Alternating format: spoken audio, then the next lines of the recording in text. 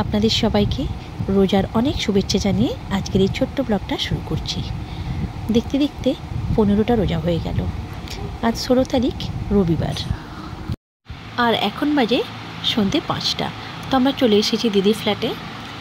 এখানে আজকে নতুন একটা জিনিস বানাচ্ছি আমি, সেটা হলো সাবুর বড়া। অনেক দিন আগে বানিয়েছিলাম, তো সেই প্রসেসটা আমি ভুলে গেছি। চেষ্টা করেছিলাম ইউটিউবে দেখে যে কিভাবে বানিয়েছিলাম, কিন্তু সেই প্রসেসটা আমি আর দেখতে পেলাম না। তো যাই হোক, ইউটিউব দেখে আর যতটুকু মনে ছিল সেইভাবেই আমি বানাচ্ছি। তো আমি যেভাবে বানাচ্ছি সেই প্রসেসটা আপনাদের বলছি। আমি সাবুই বলি সাগুর থেকে। তো যাই হোক, আমি সাবুটা অনেকক্ষণ ভিজিয়ে রেখেছিলাম। ওখানে সেদ্ধ আলু দিয়েছি দুটো, আর একটা সেদ্ধ আলু দিলে ভালো হতো, তো আমি দুটো দিয়েছিলাম। সেই কারণে একটু আলুটাকে কুচি কুচি করে আর একটা আলুকে কুচি কুচি করে আমি কেটে ওর সাথে মিক্সড করেছিলাম। কাঁচা লঙ্কা দিয়েছি আর দিয়েছি আদা রসুন পেস্ট দিয়ে এবার মাখিয়ে তারপরে তো দেখতেই পাচ্ছেন তেলে ডিপ ফ্রাই করছে। এদিকে আমাদের সমস্ত ফল কাটা হয়ে গেছে, এবারে ইফতারেরও সময় হয়ে যাবে। সবাই বসেও গেছি। এই যে এবারে আজান দিয়ে দিল, আর আমরাও একে একে সবাই মুখে পানি দিচ্ছি। তো প্রথমেই যেটা আমরা করি, ছোলা আর আদা এটা মুখে দিই আর খেজুরটা মুখে দিই, তারপরে অবশ্য আমরা জল খাই। আজকে অবশ্য শুধু ইফতারটাই দিদির বাড়িতে হবে, কারণ ডিনারের নিমন্ত্রণ আজকে আছে মুন্নির ওখানে।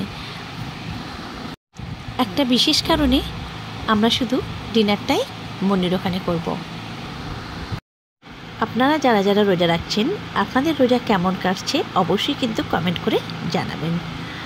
তো আমাদের ফল খাওয়া তো হয়ে গেছে, ভাই আর জিজু নামাজ পড়ে চলেও এসেছে। এদিকে আমাদের তেলে ভাজা রেডি। এটা হলো আলুর বড়া, এটা সাবুর বড়া আর ছোলা ভাজা। আলুর বড়াটা নিশা এখনও তৈরি করছে। এটা কিন্তু নিশাই তৈরি করে, আর খেতেও খুব টেস্টি হয়। আর এই যে আলুর বড়া তো নিয়ে যাচ্ছে, আমার সাবুর বড়াটাও কিন্তু খেতে বেশ সুন্দর হয়েছে।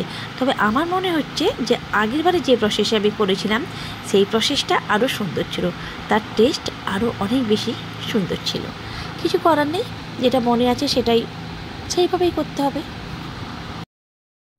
এখন চলে এসেছি ডিনারের জন্য মুন্নির ফ্ল্যাটে, আর এখন বাজে রাত 10:30।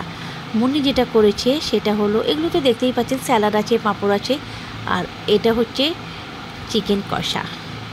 মুন্নি হাতে মেহেন্দি লাগিয়েছে, খুব সুন্দর লাগছে ওর হাত দুটো দেখতে। মেহেন্দির ডিজাইনটাও খুব সুন্দর হয়েছে, আর মাশাআল্লাহ ওর হাত তো দারুণ সুন্দর লাগছে। ও আমাদের জন্য স্পেশাল যেটা করেছে সেটা হলো ডিম বিরিয়ানি। ডিম বিরিয়ানি মুন্নি খুব সুন্দর করে। ওরে বাবারে, এটা তো মুন্নির ছেলে মিসবা, দেখতেই পাচ্ছেন কি করছে, ভীষণ দুষ্টু আর ভীষণ মিষ্টি। তার দাদারা যেহেতু খেতে বসে গেছে, তো সেই জন্য বেচারা কাউকে পাচ্ছে না খেলার সঙ্গী হিসেবে, তো একা একাই খেলছে। এই যে গাড়িটা নিয়ে একবার এদিক ওদিক এই করছে, ধাক্কা মারছে, আর মাঝে মাঝে দেখতে যাচ্ছে দাদাদের খাওয়াটা কত দূর হলো। আর এই 1.5 বছর বয়সে কত যে ড্রামা করতে শিখেছে কি বলবো আর।